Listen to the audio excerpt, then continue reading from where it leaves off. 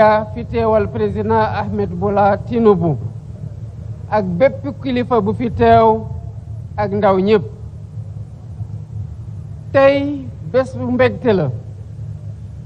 gannaaw ñu fàttaliku suñu indépendance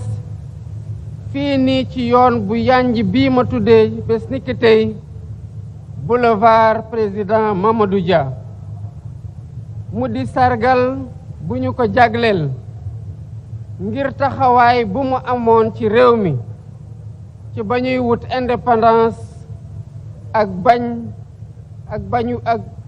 ba ñu moomee suñu bopp mu nekkoon njiit bu njëkk ci élimaanu jëwriñ yi fii ci sunum réew teewe nañu fi défilé bu am solo bu rafet soldaar si ànd ak xarañte bu wér ak ndaw yi ci l'école yi ak jigéen yi ak mag ñi lépp di wone booloo bi am sunu réew di liggéeyu ñoom maam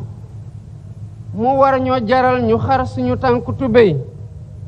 ngir mu sax fi rawatina jamono tey bii nga xam ne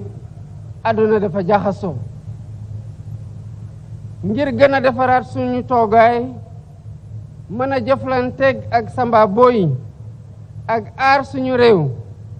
jàmbaar yi ñu takku ndaw ñi gën a organisé wu nguur gi taxaw temm jox leen motuwaay ñu soxla ngir mën a def seen liggéey nu mu ware am na ci jumtuwaay yu yees yoo xam ne dinañu ko gën a yokk ngir kaaraange réew mi maa ngi jaajëfal ministère des forces armées ak njiitu armée bi bu gendarmerie bi ak autorité force de défense ak de sécurité yépp ci défilé bu mucc ayib bii nga xamante ne